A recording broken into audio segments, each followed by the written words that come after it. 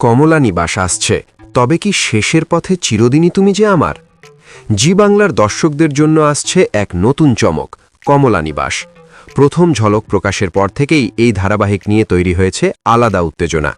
কারণ এই সিরিয়ালে একসঙ্গে দেখা যাবে দেবশঙ্কর হালদার এবং সোহিনী সেনগুপ্তকে। এই জুটির জন্যই অনেকেই আগেই ধরে নিয়েছিলেন ধারাবাহিকটি হতে চলেছে বিশেষ কিছু। সম্প্রতি জি বাংলা নতুন করে প্রোমো প্রকাশ করে জানিয়ে দিয়েছে সম্প্রচারের দিনক্ষণ। আগামী ১৩ এপ্রিল থেকে প্রতিদিন সন্ধে ৬:৩০ দেখা যাবে কমলা নিবাস। আর এখানেই তৈরি হয়েছে বড় প্রশ্ন, কারণ এই সময়ই বর্তমানে সম্প্রচারিত হচ্ছে জনপ্রিয় ধারাবাহিক চিরদিনই তুমি যে আমার, যেখানে মুখ্য ভূমিকায় রয়েছেন জিতু ও শিরিন। তাহলে কি কমলা নিবাসের জন্য জায়গা ছাড়তে হচ্ছে এই মেগাকে, নাকি শুধু সময় বদলানো হবে?